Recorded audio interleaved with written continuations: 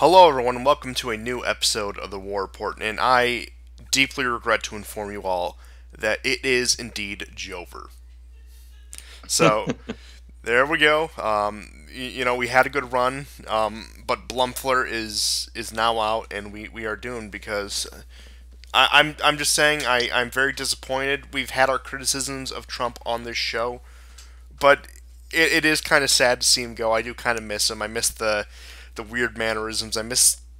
I do miss the media complaining about him and just the feeling of wow, something's actually happening. Now, admittedly, Biden has had good moments so far, like when he told the one reporter, "Will you get off my back, man?" You saw that, right? They were interrogating him about the vaccination plan, and he just says that and gets up and walks away from the desk. So we're in for good moments like that, but ultimately Wednesday, the inauguration went off mostly without a hitch, so there wasn't really anything going on.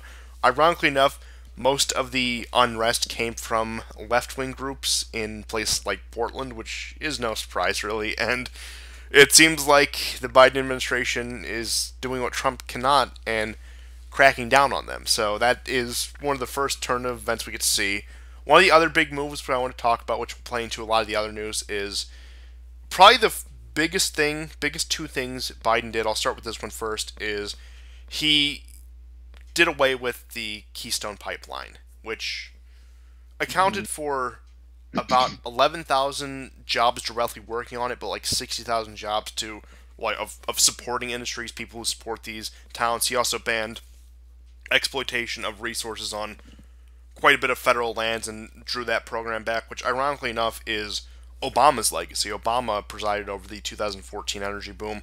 Trump, of course, expanded it, but it is funny watching Biden undo the accomplishments of the man he was vice president of. So that's probably the first biggest thing he did, aside from, of course, the wonderful diversity, the wonderful tolerance with women's sports and women's locker rooms that we won't get into quite now. I can't really find a place for it, but I may address that at some point. But again, for now, I mainly want to talk about the energy implications and his moves in Syria. But so far, he acts, like I said, the Keystone. He put a lot of restrictions back on the exploitation of energy in federally protected lands, which did cause a bit of a row with Canada because you had the head of the Alberta regional government coming out and saying pretty much, yeah, we were slighted, we were expecting this, we've been working on this for years.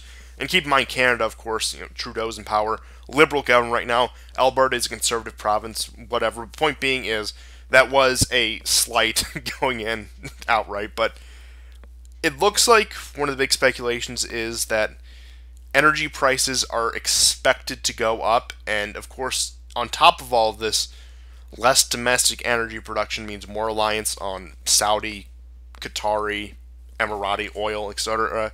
And we've already been seeing problems with the oil tankers again. This time I think it was some Turkish transport ship. I think it was transporting oil. Got captured. Even though I think it was by like just by like pirates or something. I don't think it was the Iranians or any Iranian-backed forces. But point being is the energy crisis we saw last year where the prices bottom out. Now, of course, Russia and Saudi Arabia are not going to stop drilling. They're probably going to keep this competition up.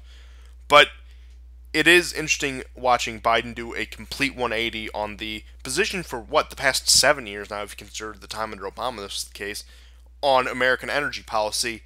And maybe it's the pessimist in me, maybe it's the conspiracy theorist in me, but I can only imagine it's to justify further entrenchment into the Middle East. Absolutely. I think that's bang on. And I think it's there to prop up support for Qatar, just to name one of those Middle Eastern countries that exports oil and gas. So, yeah, I mean, it's, I kind of half expected that because I don't think if we look back, Obama was not really a great defender of Keystone. It was a sort of flipping and flopping on it. And Biden nixing it in many ways kind of resolves that. And as you say, I think it's a question of strategy. So I think this also coincides with Biden's renewal to send more troops to Iraq, and then the new troops and the new incursions into northeastern Syria that took place this week under his new presidency. Uh, it's going to be a different strategy, and it's a much more complicated world since he was vice president, especially with regards to Iran. But yes, I would agree with you that this is that's what it's for, because I think with Trump, as we often said, there was a kind of a schizophrenic approach. On the one hand, he wanted to defeat ISIS and um, but not let Assad win.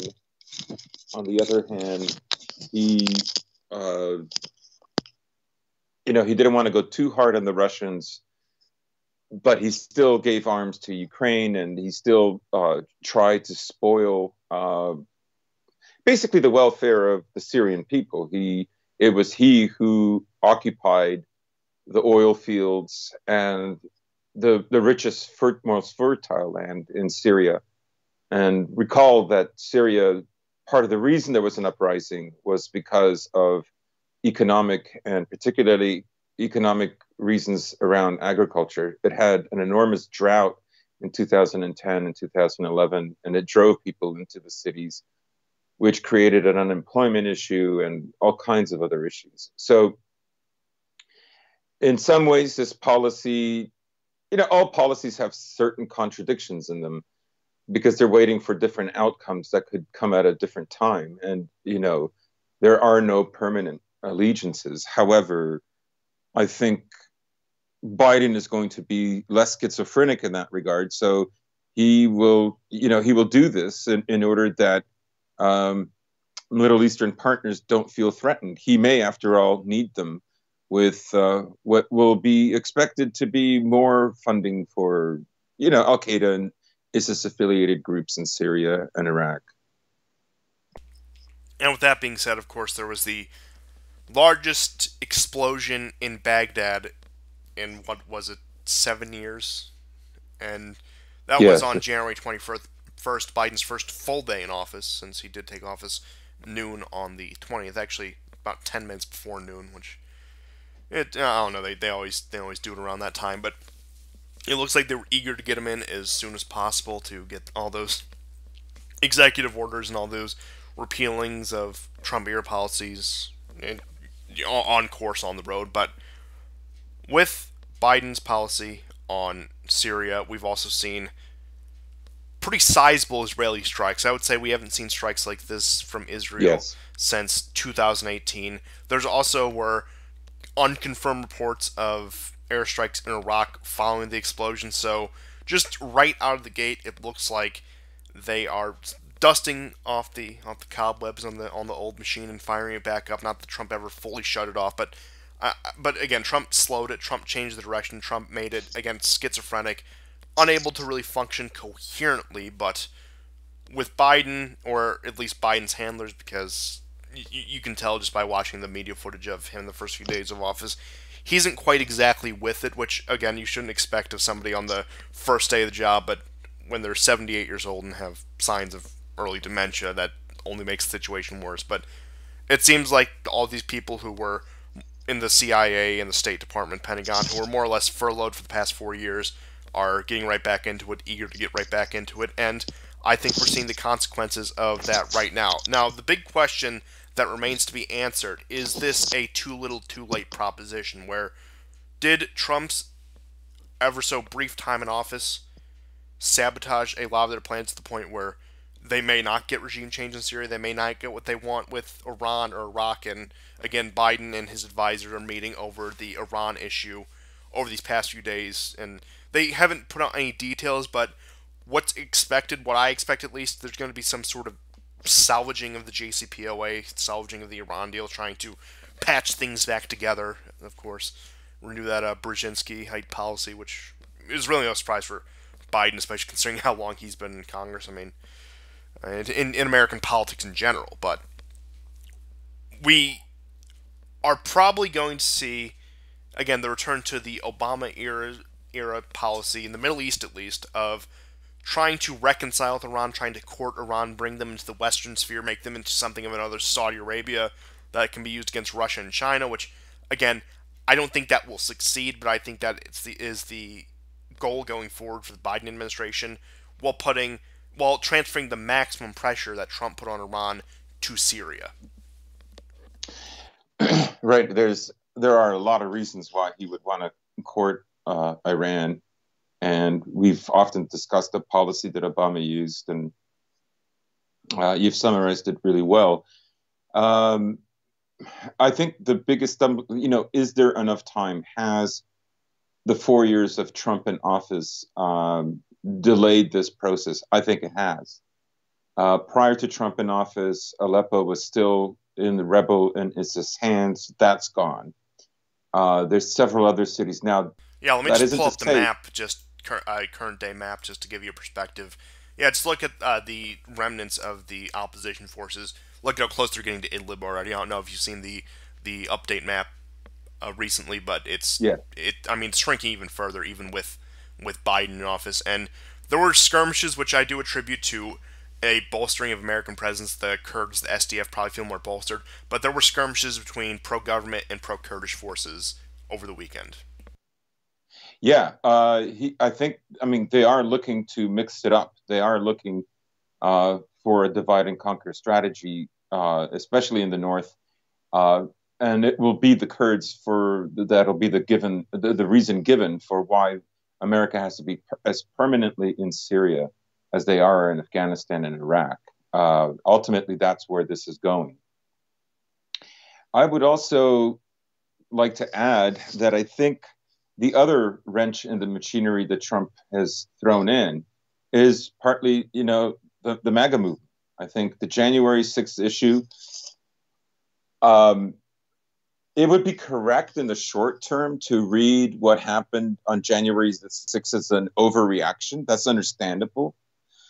However, the overreaction in and of itself is predicated on a kind of wargaming of America future that has well known demographic graphs outlining what they would expect to happen on a societal level as the white population continues to diminish, and the kind of verbiage that's used against white people on a daily basis, vis-a-vis media, institutions, the whole culture.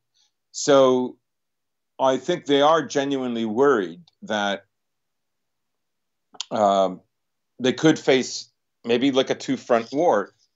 Let's say in the worst case scenario, 10 years from now, America's influence is even in steeper decline than it already is. And I'm very sure they've thought, like, what if there are out-of-state actors that might be supplying, certain groups within the U.S. to cause civil disturbance and maybe even terror, right? I think all of that has been working. I think they do fundamentally understand that they are going to go through a much, much more difficult period than a lot of other countries.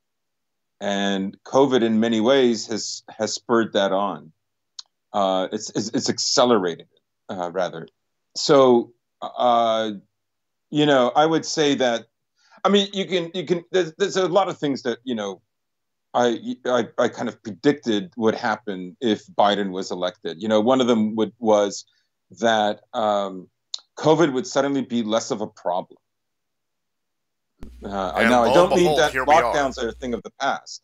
So what I mean is his statements that he made a few months ago, where he said, this president is responsible for over 200,000 deaths. If you elect me, I can save you. Words to that effect. I can handle this crisis better. And so yesterday, he made a speech saying, nothing we can do. We're going to have to eventually open up. The schools are going to be opened up. And so even though there's this mask mandate, children are notorious, for being fidgety and not wearing their masks. So I see that as a first sign that, like Cuomo, like Lightfoot, or mayor of Chicago, and even other leaders. I think it was the mayor of London, are all saying we have to open up. Biden basically said there's nothing we can do about the trajectory right now. Of course, if Trump had said that, they would have had panic attacks. Of course, it would all have been fake, but I mean, part of their ideology is rooted in a kind of female hysteria. So, of course, if he says it, no one's going to pay attention to that. That's fine. Like, okay, yes, let's get out of COVID. Let's stop treating COVID like there's something we can really do about it. New variant or not. But I'm digressing. I do think they feel like Trump has added something, to their plans that have not eradicated all their plans. I think they've made them infinitely more difficult. Iran is infinitely more difficult. The civil situation in America is infinitely more difficult. The situation in Syria is more difficult. And I think everything from, Israel being more sloppy and more aggressive in Syria, wiping out an entire family of 4.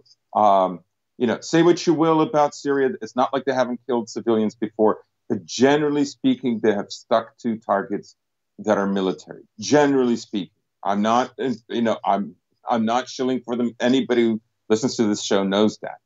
But what did happen yesterday is an escalation, and it is an aberration of what we've seen for the last 5-6 years. And I think that coinciding with Biden's provocation going with more troops into northeastern Syria, I think I read that as escalation. I read that as a threat and intimidation, and it's there to demoralize the Syrians in their faith for Assad. That's essentially what it's for. Of course, if it doesn't, they will increase the pressure. They will get more sloppy. Just like the sanctions placed on Syria that deny them food and access to medical equipment, particularly with regards to COVID. So I think you can see that it is lashing out, even like the Navalny thing. I mean, we'll get into that, but that too is another example. Yeah, I would say so. And when it goes back to Syria, I'm going to say what I always say. Especially now, it comes down to Turkey. Now, over the past 4 years, Turkey hasn't gotten the same Western support it would have in, let's say, 2011, 2015, the early days of the war. And what we saw as a result of that, Turkey more willing to compromise with Russia, more willing to go to those multilateral peace summits with the UK, and I think it was France, Germany, Russia, and Turkey, and I think the UK were involved in a few of them. I just know that the US was very sidelined in those by their own choice and by, of course, Israeli behest, at Israel's behest. But what we have right now is, like I said, I think it's going to be, I think the biggest war of influence, so to speak, in the next 4 years under the new Biden administration will be the U.S. and Russia competing over Turkey's so-called friendship, competing over influence for Turkey and trying to get them more or less on your side. Not that they'll ever be fully on one side, but trying to get them to tip more one way than the other. And that's going to be very interesting with Biden's Syria strategy, because it looks like right now, with where he has the troops deployed and some of the actions today, that a lot of that is reliant on Kurdish forces. Now, that's not going to make the Turks happy. Now, of course, it's the SDF, Yeah. the Syrian Democratic Forces, a multicultural alliance of people who just love freedom, democracy, whatever. I don't know, maybe they're in for a rebranding, but like I said, at the end of the day, it comes down to what does Turkey do, more specifically what does Erdogan do so long as he's in power, because it doesn't look like he's going anywhere anytime soon, but under the in a more broad picture of the entire Middle East, it looks like the Biden-era strategy is one that we've seen before. Now, you can see the flares up of ISIS on the map, those little black dots that pop up on the map. Again, you can attribute that to more funding, more emboldenment, whatever. Like I said, the Kurds. But when it comes to the Biden administration policy, specifically on Iran, it's going to be the attacks on the peripheries. Whether that's in Syria, in Lebanon, I imagine Lebanon's going to be a big one here with Hezbollah and everything. I don't know what the Biden administration's policy on Yemen will be, but I imagine it'll probably just be business as usual, keep supporting the Saudi cause there despite whatever further left elements the party may say. Those will get kind of quiet. Continued action in Iraq. I think Iraq is going to be the other big one with a lot of stuff happening there. We're probably going to see troop increases there to confront the groups like the PMU and Iraqi Hezbollah, which again is a Shia Muslim militant group, but unrelated to the Hezbollah proper in Lebanon. Just has the same name. It just means Party of God in Arabic. But yeah, like I said, it's just Party of God in Arabic. That's what Hezbollah means, and I expect more U.S. focus in Iraq, which is a bit of an irony because one of Obama's big claims to fame, one of his big points of his legacy is we ended the Iraq War and have Biden go back in there. That would be rather entertaining. Now, we could see what we saw in 2009 with, what was it in Iran, something like I think that was the Rose Revolution, where there's just protests against the government in there. But I imagine we would see something like that if there was not a patchwork rebuilding of the Iran deal. Because, again, I think the way the Biden administration, with the kind of advisors they have there, with people like Anthony Blinken, the other foreign policy advisors, is specifically with Iran, they're doing the carrot over the stick. Because, look, it's not that they are anti-Israel or anti-Zionist or anything, but Israel is more of a secondary concern for them than people like Donald Trump and Jared Kushner and Mike Pompeo, who are more overt Zionists, so to speak. Like, they're willing to sideline Israeli interests if they can put other globalist interests in front of them. And one of those interests is turning Iran into a Western-aligned country. If they can get Iran against Russia and or China, they'll take that. Now, I imagine, again, I'll get into some of the stuff with China later, but China is also going to be an interesting one where I think they're also going to try the carrot before the stick with China. Yeah, I think so too. I think they see where the wind is blowing. But also to get back to your point on Turkey, Turkey's like individual credit score is really, really bad. Like China's is worse, but China has a huge economy. That's something that Turkey doesn't. And, ultimately, I'm just going to briefly go on Turkey because I was thinking about it as you were talking about Iraq. Ultimately, the ideal deal would be is Assad is out, Russia is out, the Kurds and the Turks get along. They have some kind of a deal with regards to Syria's oil. They become the de facto exporters of oil, not rest of Syria. The rest of Syria is just going to have to lump it.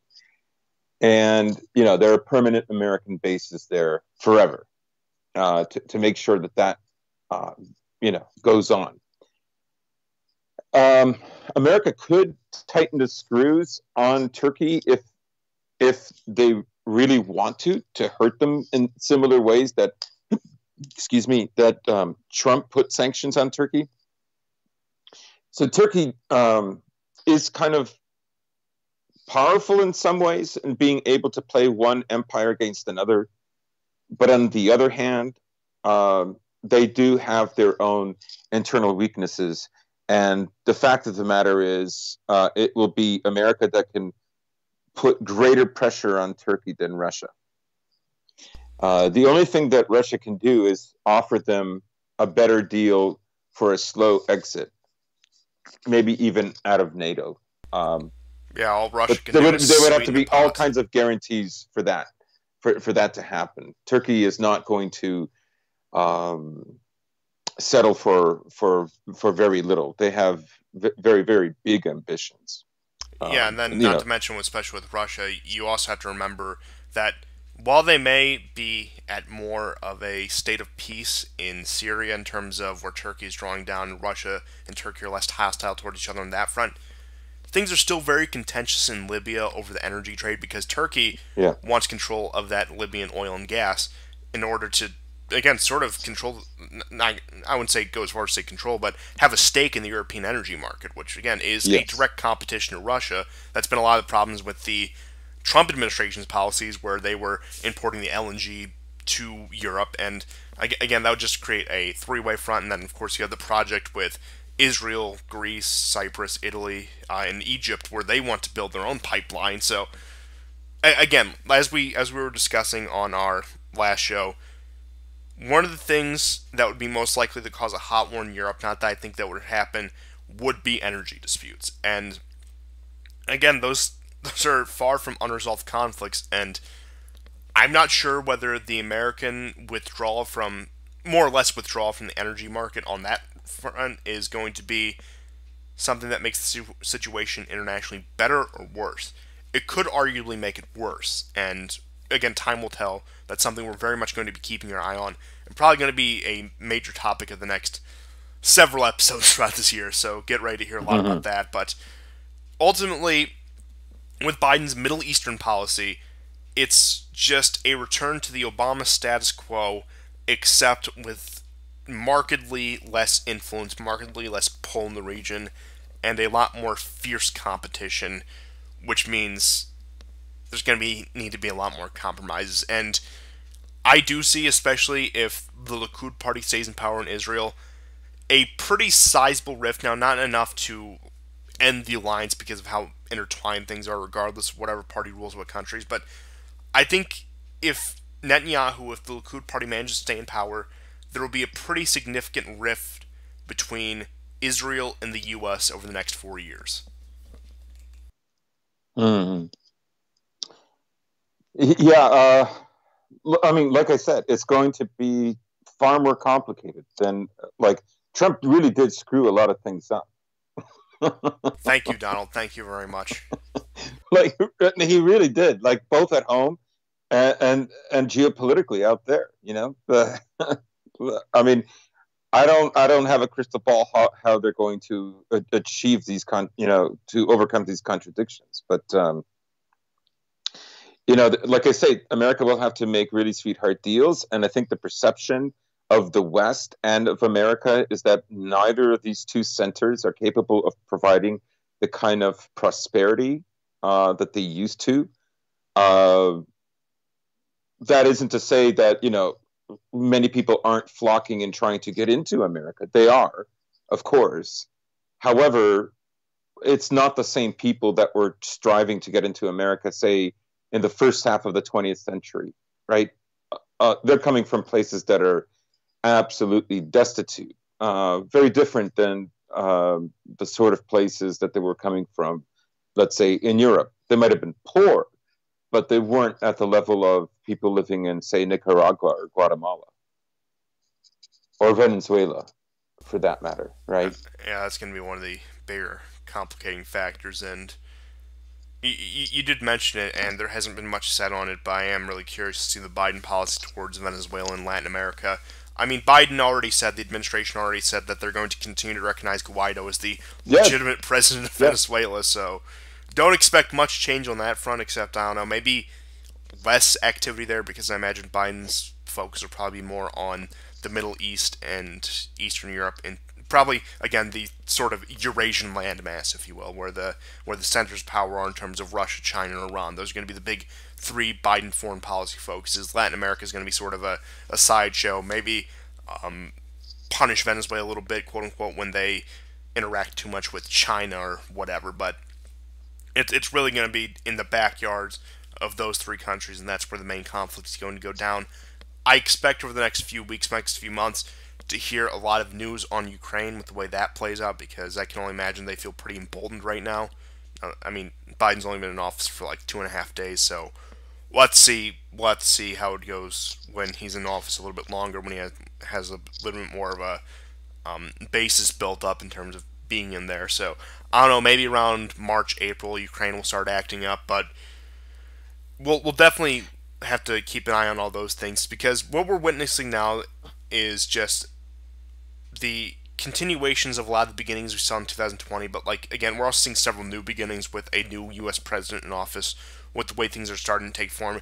Different countries are acting accordingly. Europe is trying to be very cordial right now that a sane adult is back in the room, quote unquote, and that evil Blumpfler is gone, whatever. Uh, Russia, of course, is having their problems with Navalny, not that the protests are anything massive.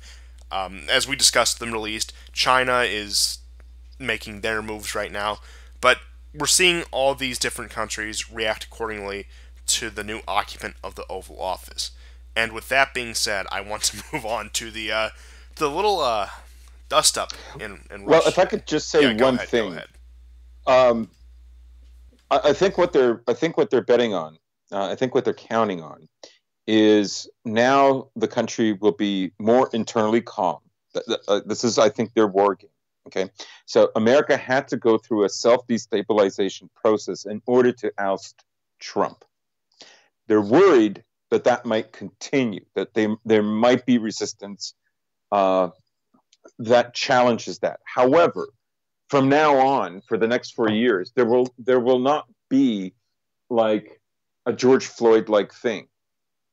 There will be other unarmed black men, uh, many who will resist arrest and get killed for it. Uh, that will continue, right?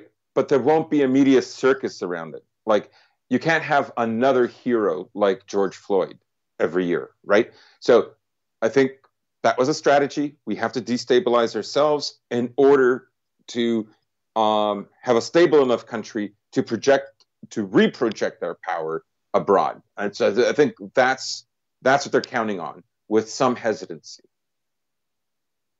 Yeah, that sounds pretty much what's going on. As we said, with a lot of there's been a lot of crackdowns on left wing groups like Antifa. A lot of their social media has been purged.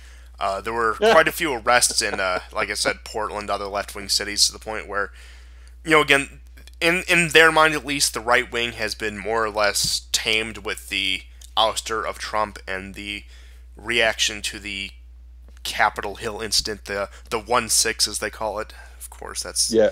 It's funny. There, I saw some tweets where people are saying, "See, boomers, they hate us too," and I'm going like, "What are you talking about?" Like I for the first time I saw protest signs, and mind you, Antifa has been regularly protesting, particularly in Portland since June, and I never once saw a sign that said, "We don't like Biden either. We want revenge." Like, nobody made that sign before the election. Nobody even made it after the election, even when there was maybe, they didn't reveal the results for quite some time. But nobody even had that sign until 2021. Well, yeah, of course, it's safe for you to have that sign now. And then, there's a crackdown on you. Well, I mean, like, nobody, boomers don't care. Like, if you burn down their business and you only claim to be against Biden in a really overt way after he's already elected into office, they're not going to take you seriously. Not that you wanted their opinion anyways. So I just think that was funny. yeah, it definitely was. Now, with that being said, speaking of unrest and all that kind of stuff, so of course, last Sunday, Navalny makes his triumphant return into Russia. It's just he's greeted at the airport, all these people just, coming over to greet him so tearfully and everything. And then the next day, as former ambassador to Russia Michael McFaul pointed out, on Martin Luther King Jr. Day, Navalny was arrested by the Russian authorities. So that he was arrested for a 30-day sentence. Let's keep that in mind. Over some, Yeah. I mean, of course it was a politicized charge. Nobody denies that, but look, I'll be the first to tell you I do not care. But again, it was just for what ultimately amounts to rabble rousing, because he is a nuisance. A nuisance with single-digit support, mind you. Keep in mind, Yeah. wherever you look at the Russian election polls. Now, of course, there is trickery going on there. I'm not going to pretend like Putin has open and honest elections. Now, I still do think United Russia would win open and honest elections, but I don't know. Maybe the communists or the liberal Democrats, the far right liberal Democrats, mind you, would do a little better in these elections. But so far, it looks like based Putler's centrism is winning the day in Russia, whether by frauds or by legitimate means. But with all that being said, you had them taking to the streets in Moscow, all across it. You'd believe that this is just a massive uprising of people going out in the street, taking a knee for Navalny, putting their fist up, all that kind of stuff. When the estimated crowd, the higher end thing was like 40,000 in Moscow, which is like a city of, I think, 15 million, something like that. Several million people, mind you, and they turned out a crowd of about 40,000. And of course, there were crackdowns. The demonstrators were being, of course, it was a mostly peaceful protest. Let's just put it that way. I think you'll understand what I mean by that. And So of course the authorities, the evil Putlerist KKK GB agents were just putting down these peaceful and brave protesters, and I shed a tear for them. I really do, and of course TikTok. We can't get enough of those TikTok videos. It looks like all those influencers they're getting out there for Navalny, but apparently, according to the people I've talked to from Russia, from the reports I've seen, it is mostly like just overly politicized teenagers and young adults, and like the typical lib crowd you'd expect for Navalny, and Yeah. most people do not care. Again, they're painting this as some great opposition movement, like this guy's the leader of the opposition, like what Zhuganov would have been to Yeltsin, even though it's not even close. But Yeah, I mean, if you want to compare protest sizes, these things are honestly they're a fraction of like what we saw in 2011 and 2012 in Russia. yeah, and they're even a fraction I mean, of what we saw. they barely even equal like 2018. It's not like they're not that big. I mean, one source says it's 4,000, another source says it's 40,000 in Moscow. But honestly, when you look at the picture, 40,000 does not look like that's how many were on the streets. It also depends what time of the day that you're talking about. So these are very rough estimates. And honestly, Moscow is 12.5 million people. It's not huge. If we're honest, the amount of protests that came out in Belarus were far higher and far more consistent. They just were. I will say the one thing that is different, I think, is that there is I think a palpable anger. I did see more of a willingness of young men to engage in fights with the police. That's something I haven't seen in a while. So I think like that. Now, is that a desperation? Like, is it coming from knowing that this won't work either? Like, is that just, being nihilistic? Or do they really believe they're going to like oust Putler from his throne and things will go well? Like, once they do that, it won't repeat itself like it did in Ukraine. Like, honestly, it sounds pretty delusional, but I think it has to be said that they are more willing to act violently. I think if they do, and actually, in retrospect, that was also the case the first night of protests during the Belarus protests. And it died. It became a very, very soft protest after that. So you're saying we're gonna get the girl power revolution? I think we're gonna go to a girl boss insurgency. Oh, I'm very excited. It's gonna be a lot of girl bosses, a lot of big rims, big horned rim glasses. So you think Pussy Riot's making their 50s comeback? hairstyles. What's that? You think Pussy Riot's making their comeback? Oh yeah, Pussy Riot is going to lead the charge into the Kremlin, straight into the Kremlin. No, yeah, I mean, I do think that police are going to go even harder if they protest again, like even harder. I think they'll bring in the military, and they will force them to protest the way they did in Belarus, which became ultimately ineffective. And just to bolster your point, you were saying the 2011-2012 protests were magnitudes larger than this. Now, Yeah. I'm not saying these ones were larger, but last year, you remember, there was an arrest of a ally of Zhirinovsky, who was governor of a region far eastern Russia, and that sparked quite a few protests that the Western media was originally very excited to pick up on because they heard a Liberal Democratic Party governor got arrested, but then they realized what the Liberal Democratic Party of Russia was and retracted all those stories almost immediately. But those protests were much bigger, much more orderly, and much less violent, and there was some police crackdown, that's to be expected, but like when you have groups like the LDP and the Communist Party, which are the two other big opposition parties, not like Navalny's whatever movement, they have protests, I wouldn't say frequently, but more often than these other groups do, and again, they're mostly not violent, and mostly don't result in such as harsh of a crackdown. Most of the time they just show up for a few days and go home. Not much really changes. Sometimes they get a concession here and there with their influence within the government. But again, this is probably one of the more astroturfed ones by far, and it's definitely more astroturf than Belarus, and we're looking at even less of a payoff, and we're looking at honestly a much stronger bastion. Now, I'm not saying that like Putin has like the sky high popularity that's posited. Now, of course, that's like claimed to like be 85% approval rating, but I imagine it's still pretty high. It's still probably the majority of the population at least.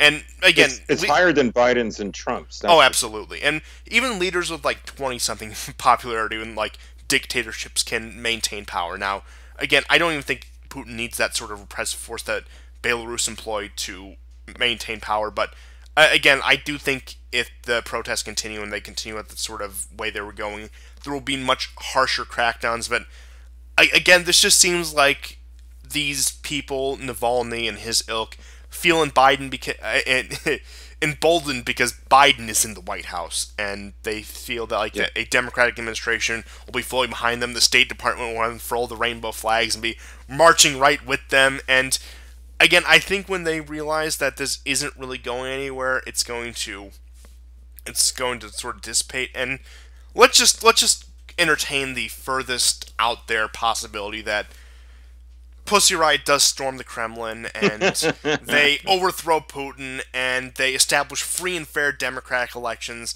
Who do you think's going to win those elections? Like it's gonna be one of the. It'll be Pussy Riot. Oh, of course, but it'll be 4 presidents, all of them girls. Yes. You're correct about that. But in second, third, and fourth place, it's going to be parties like United Russia, the LDP, and the Communist Party, because those are the 3 popular parties in Russia, because those are the only ones who have any idea what it's like to govern a country. The only one with recognizable names, only one with recognizable politicians and experience in the government. None of these upstart liberal parties like Navalny's or any of these weird offshoot fringe parties are going to seize power. And again, that's even assuming they get Putin out of power. That's an extremely optimistic take, mind you. But again, this is just it's just there to rabble rouse. It's just there to try to show, the Russian police are cracking down and abusing human rights, or that's option 1 or option 2. It's like, look at how incompetent the Russian authorities are. They can't even keep these riots under control. Look at how weak Putin's regime is. So again, sort of what they're trying to do in Belarus. Oh, you mean like Trump's regime? Oh, yes. Sort of put them in that lose-lose situation where it's either you're an evil human rights violator or you're an incompetent government. And again, they've tried this before in other countries. They've even tried it before in Russia, and especially in Russia, with a country with more, I guess you could say, prestige, more power on the world stage, and more power internally. It's definitely not going to work this time. This is honestly just a feel-good project for Navalny's handlers and whatever foreign backers he has. Yeah, I mean, several things. One is Russia today is not as diverse as it was 100 years ago. So when you want to destabilize or permanently overthrow a power, you need both ethnic and class distinctions and rivalries that already pre-exist the situation.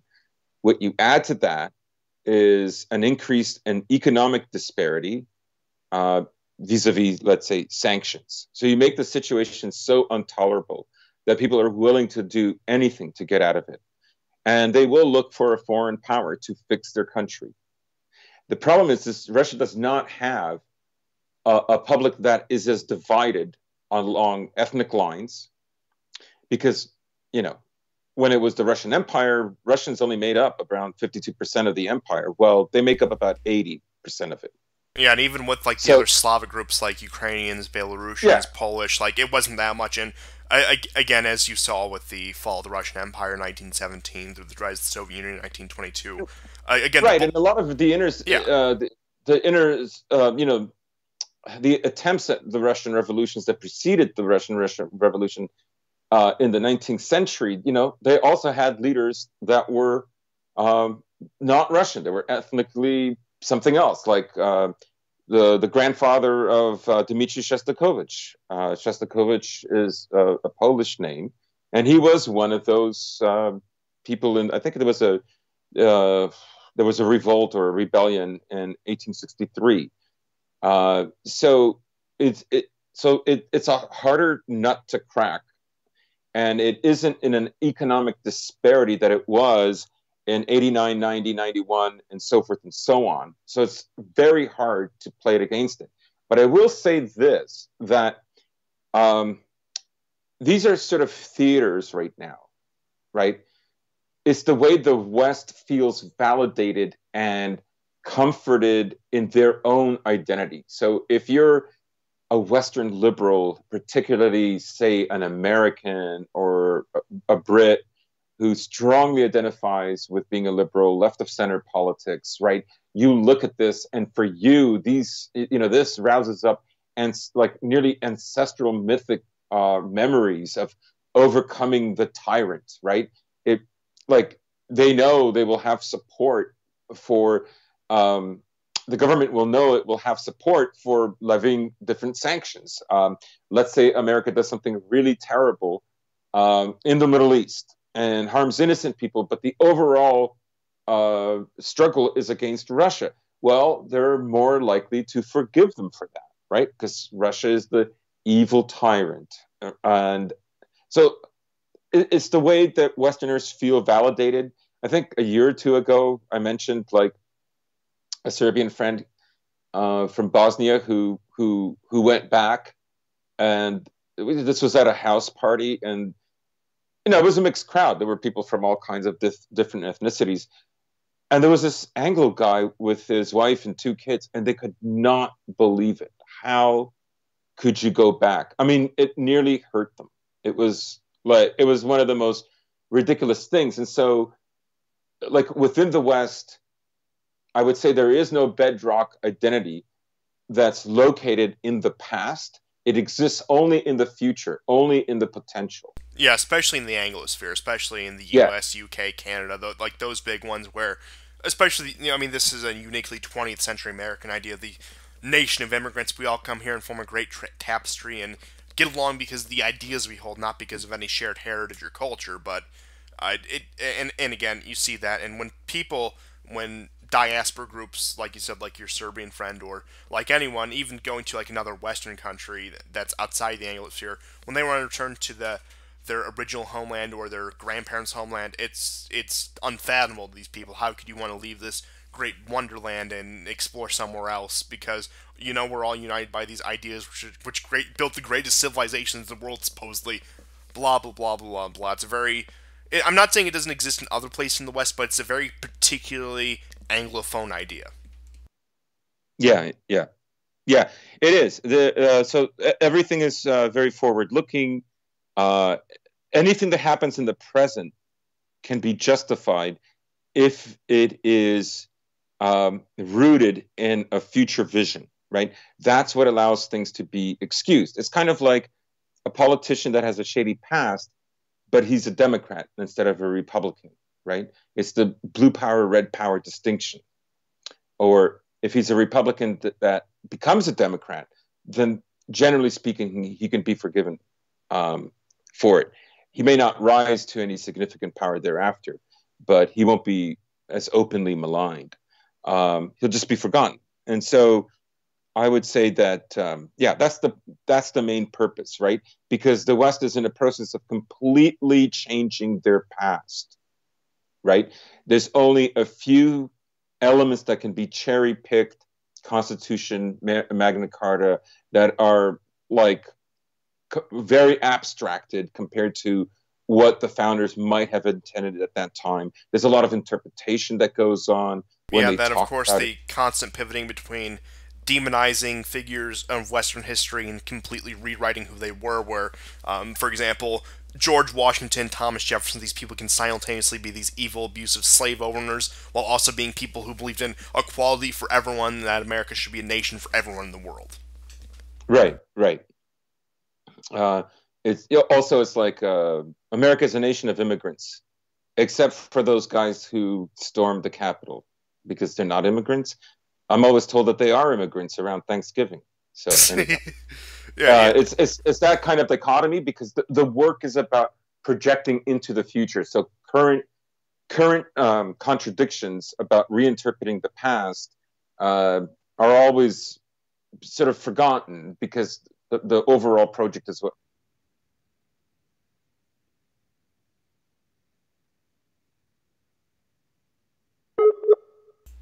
But that is the sort of luxury you are afforded when you control the narrative, because whereas the right, it's one of their favorite arguments, they love to point out the hypocrisy of the left, and they fundamentally don't realize that hypocrisy is tolerable. It's even a good thing when you control the narrative, because who's gonna push back on their hypocrisy? Because when you do it, you're just somebody who's whining, you're just somebody who's complaining. But whenever the left wing pushes back against right wing hypocrisy, it makes a difference because they control the narrative. I mean, think of like all the different left wing arguments, like, oh, Republicans claim to be Christian, but Trump made a mean tweet, like that kind of stuff, and that actually carries weight because the Democrats can Yeah. propagate and push that message on the others. Where Republicans, the right, conservatives, whatever you want to call them, do not have that same ability. They do not have that same sort of power that the other side does. So it's a moot point because you're allowed to be a hypocrite when you're the one who's in charge. It's just the way it works. Yeah, ultimately it comes down to who has the vision, right? And Republicans, in a sense, don't have a vision that can accommodate the kind of trends that are taking place right now.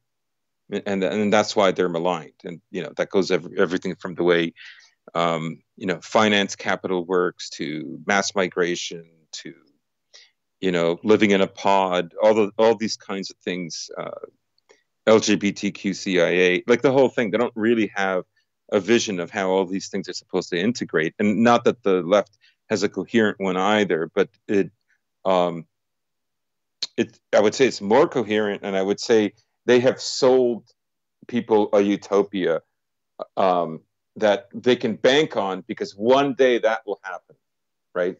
So it's future oriented. Like I said, it's like the January 6th storming. It's a nation of immigrants on Thanksgiving, but it was white nationalists that. Yeah, something like that. Yeah, yeah. I mean, we see it, but yeah, but when you're plugged into the system, which again most people are through no fault of their own, just by living a normal average life and being exposed to the sort of media and propaganda that we're all exposed to every day. Just that most of us, they don't have the time to parse through it and realize, hey, maybe this, and this isn't real, or maybe they just don't have the sort of mind for it. That doesn't necessarily make them dumb people. Doesn't make them worthless people. Some people, again, they have lives to attend to. They have families to attend to.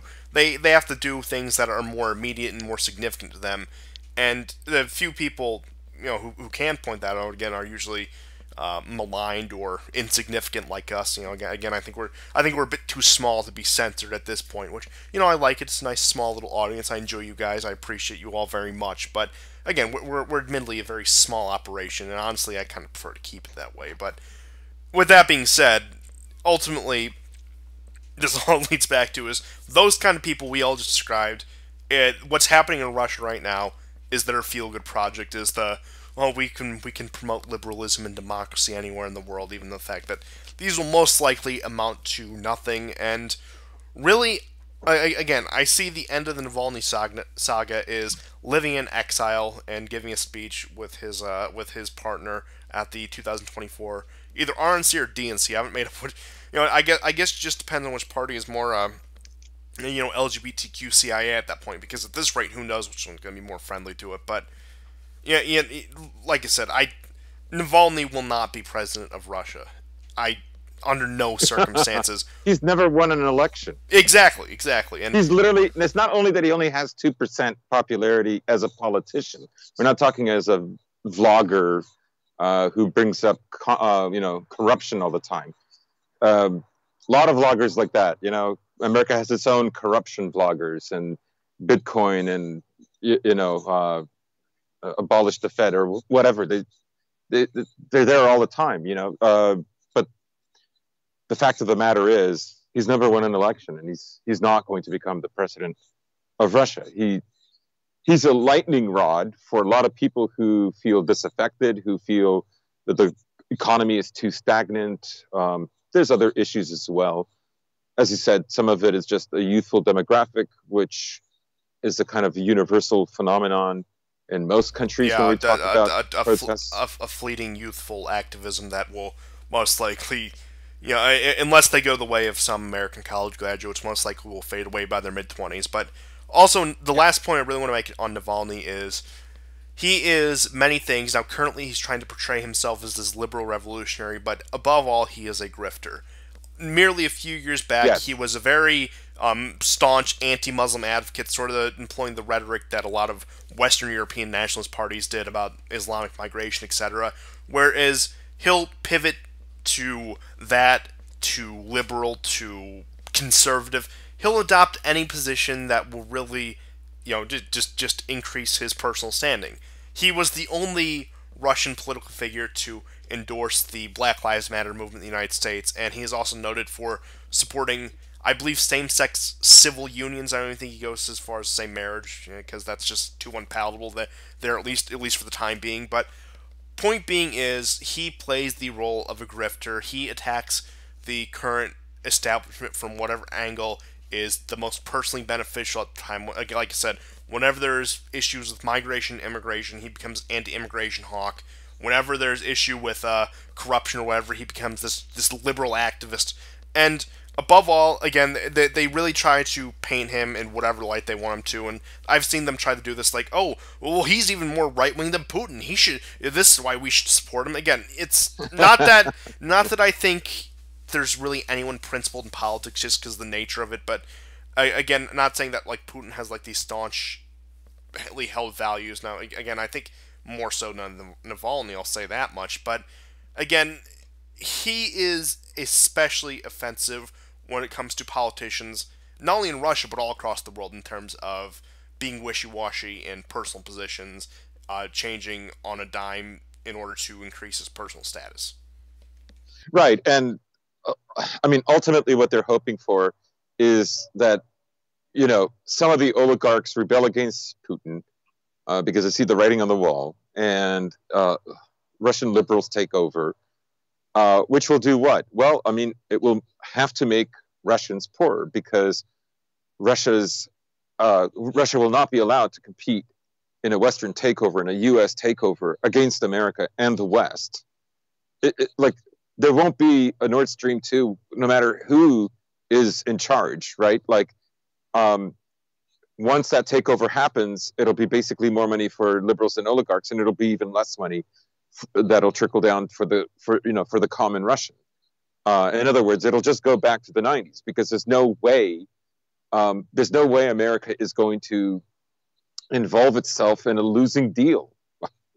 It's there to look out for its corporate interests. It's not going to put their corporate interest in second place or third place for some ideological position or some position about America's ridiculous democratic enlightenment narrative. Like that's silly. But at the end of the day, that's really all you can say about somebody like Navalny, like all these protest movements. And just for the last few minutes here, I want to talk about just the global implications of Biden. I touched on this at the beginning of the show, but like I said, already we're seeing massive shifts under the way. We're seeing again quite a bit of buzz in East Asia. I know North Korea. People have been speculating that they'll start missile testing again, which I wouldn't be surprised. I think North Korea, ironically enough, Trump's summit with them opened them more up to the Eastern world, with places like China, places like Russia, to the point where they are more integrated into the world now, more integrated into the world economy, except under different circumstances. But we're already seeing Biden going back on a lot of Trump policies. He's rejoined the Paris Climate Accords. He's trying to salvage the Iran deal.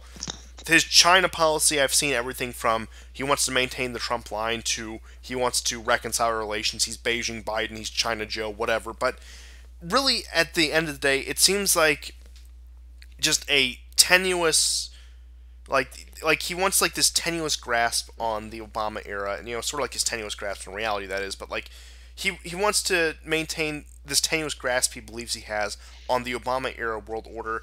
And again, I think even beyond just senility, but I think just because of stubbornness and how long he's been sort of the same frame of mind politically, that he truly believes that Trump was just this aberration that we can recover from. And I don't even think it's him. I think it's people in his administration like Kamala Harris, like Blinken, like all these other people he's appointed to his cabinet. And again, of course, all the advisors, all the people in his ear around him.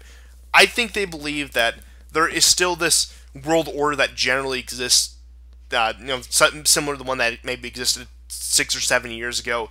And they truly don't realize at this point that Trump, despite his relative inaction on a lot of issues, his mere presence smashed a lot of that, or at least opened the door for other people to smash it. And again, we've seen that with the Middle East, with Russia, with China, etc. With all these different things we've discussed over the past almost 3 years now. The show's almost 3 years old, keep that in mind. But really, what I see going forward is just continued impotence. I don't even see belligerence at this point. Now, I imagine there will be some. I imagine we'll throw some strikes here and there in the Middle East, whatever. Maybe increase funding to Ukraine, put more troops in East Asia, move troops back to Germany. Any of these things under the sun. But really, I see more of an impotence. I see more of a wanting to do those things, but those never coming to fruition because just the circumstances do not allow for it. Yeah, kind of goes back to the earlier point of, a lot of Trump has ruined a lot of things. 4 years has changed a lot. I mean, Iran is basically saying that, unless we're assured our presence in Iraq and Syria, also, we will stop the nuclear program if every single tariff and sanction is lifted. I'm going to presume they're still going to be working with Venezuela and China with oil shipments. Biden is going to go for that. He's never going to go for that. Biden's speeches are just as onerous as any other American who has to give a talk at APEC. So no, that's not going to happen. It's never going to happen. Will there be a war? Again, I kind of doubt it. I can see an escalation. I can see a waiting game. How long is it going to go on? I don't know. But I can see Israel not being able to wait. Yeah, I think, again, Israel and Turkey are going to be the biggest two, which, speaking of, I just got some news, unconfirmed reports, that the Turkish military and their proxies are shelling the M4 highway in northeastern Syria again, portions of that. So it looks like already that has re-begun. People are speculating we're going to go back to the sort of daily shellings. Now, I don't know, that may be the case. We may see a more emboldened Turkey. Will their policy be what it was last time? Will it be a slight revamping in order to get some bargaining chips at the table with either Russia or the United States? Who knows? But point being, it looks like things really are returning to the status quo now, aren't they? Yeah. Yeah, I mean, for Syria, America will tolerate whatever Turkey wants to do in certain parts of Syria, like Idlib and just about anywhere else. But the Kurdish region that many Kurds only recently moved to by displacing Christians and Yazidis and Arabs. Whoa, where have I seen that one before? Like, that's going to be a no-go. And again, Turkey will not tolerate that. I think everybody is comfortable with an escalated stalemate for now, but I can't imagine how there can't be a breaking point. Maybe the breaking point is America decides that, there's nothing that can be done, and like its economic empire outstrips its military empire. In the way that like American corporations are not obligated to defend a territory, but the American military is. The Pentagon can't just be moved anywhere else. It has to remain where it is. And a lot of America's oligarchs are kind of happy for maybe the U.S. military playing a greater role to benefit China's rise in economic power. There is I don't think there's a doubt that there's a portion of American corporate oligarchs who do want that, who do think that is actually the only workable future, right? But there are, I think what they're afraid of is that ultimately will empower Russia. And it will empower Russia to such an extent that Russia will overpower Europe. I don't mean in an invasion. I mean a Europe that will be more dependent on Russia, and a Russia that will have much more say. Yeah, I think that's probably where it is. And just to touch on the section of the American ruling class that stands to gain from China's economic growth is the Biden administration did rescind some restrictions on terms of what confirmed CCP members that are Chinese nationals like can do in the United States, like things they can attend, positions they can hold, whatever. So I mean that's sort of a return to normal. That actually was a late Trump administration policy, but again, we're already seeing that desperate attempt to resuscitate Chimerica as we speak. So I imagine that will continue on further until they either reach some sort of patchwork rebuilding of it or realize it's completely untenable and go full China hawk. Yeah, you kind of get the sense that this is something that probably should have been done at least 10 years ago, right? Now, I think they still hold the possibility that they can woo China away from Russia. Like, so ultimately, what will happen is America goes into a demoted mode where it starts to act like a little power, I mean, Russia and America would become like little powers vying for China's favors. And I'm sure that's like what China ultimately wants, right? But they would have to, America would have to sweeten the deal with China to such an extent that it would guarantee that Russia could be subdued. That's what would be required. Now, all the treaties that have been already signed and the economy between Russia and China right now is far more integrated than it was 10 years ago. Not least of which, as they've already de-dollarized. Their transactions for billions of dollars worth of gas and oil are done in yuan and in gold. So they're not like, basically America would have to give them such a sweetheart deal that they would go back to the American dollar, and America would have to assure China that it would no longer interfere. Maybe, America even helps China take over Taiwan. I don't know, but I'm not fully serious about that. But Yeah, just like sort of an out there scenario, but China yeah, was feeling emboldened. I can only assume by Biden taking office because they were violating Taiwanese airspace, and it's not like the U.S. and Russia do, where Russia violates NATO airspace, NATO violates Russian airspace. At least from what I've noticed, China violating the Taiwanese airspace doesn't really happen that often. So I guess they're feeling a little emboldened, maybe show of force. But it does look like we are on a path where, again, there is a significant part of the elite, which I do believe includes, at least to a degree, Biden, who want to revive this China-America relationship of the past 40, 50 years. And then you have the ones who see China as a threat to their power. And in China, with the way it seems, it looks like Xi Jinping has visions of China as a world power on its own, and that a lot of the so-called pro-American elements or pro-Chimerica elements of the Chinese Communist Party were either purged or demoted to the point where they really don't hold that much influence within the party, within the government anymore. So we'll see how that turns out. But ultimately, what I will say about East Asia is watch Chinese relations with South Korea and Japan for the time being, because China has increased trade in a large degree with both, and again, both are U.S. military allies under the U.S. security umbrella. So I've speculated before, and I think it'd probably be a long time out, but Japan does have the potential to play the role Turkey does between the U.S. and Russia. Japan could very easily do that between China and the U.S. So again, mm-hmm. and I wouldn't be surprised, especially if America continues to falter, if Japan tries to walk that tightrope between the two over the next few years. But we'll ultimately see how it goes. Well, it'll depend on who rules Japan.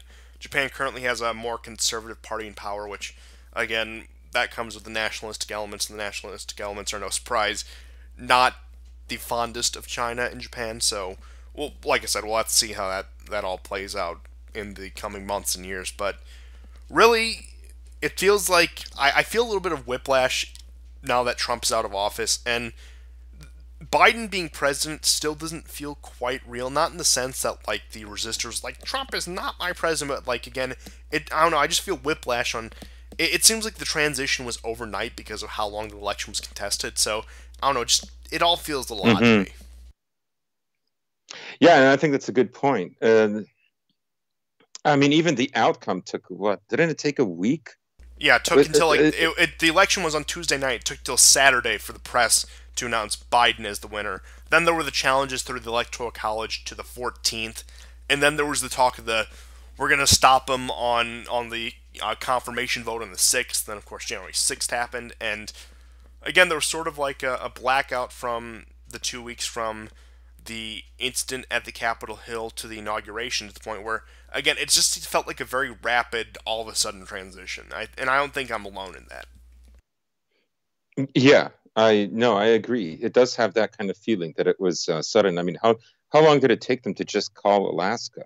Like Alaska. How many people live in Alaska that it would take them this long? But it's Well, think about all those Russians there. right. I mean, it's just more of the funny business that was the 2020 election. Yeah, and we'll have to be hearing about that for the rest of our lives or until the end of the American Empire, whichever comes first. And oh boy, that's quite the bet to take. And I'm not interested in speculating on that quite now, at least. But I don't know, maybe at some point in the future. But this has been another episode of the War Report, and just to reaffirm that it is truly Jover, and I apologize for any technical hiccups we might have had today, or a few here and there, but as I said, it's all Jover now, and I guess we'll just have to sit back and watch this new chapter unfold, and hopefully we'll be around for it to witness it with you guys. So we'll see you next time, and goodbye. Goodbye and take care.